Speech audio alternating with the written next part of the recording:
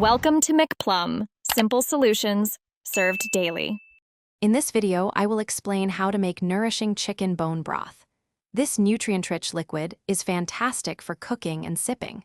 We will cover everything from selecting the right bones to simmering for maximum flavor.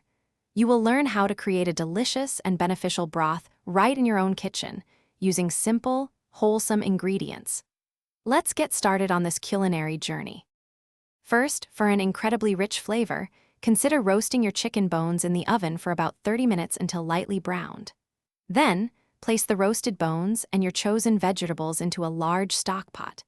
Cover them with cold water, ensuring the water level is about 2 to 3 inches above the ingredients.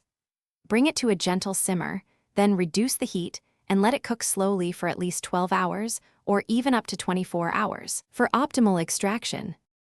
Once your broth has simmered sufficiently, it is time to strain it.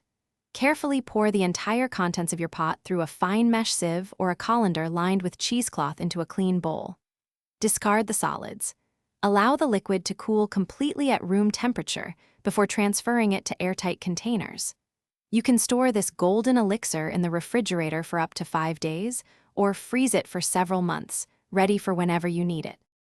For the clearest and cleanest broth, remember to skim off any foam or impurities that rise to the surface during the first hour or two of simmering. Using a large stock pot ensures all your ingredients have enough space to cook evenly.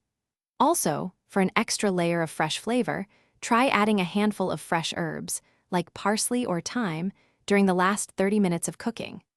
These small steps make a big difference in your final, delicious bone broth. Thanks for watching. Stay juicy and subscribe.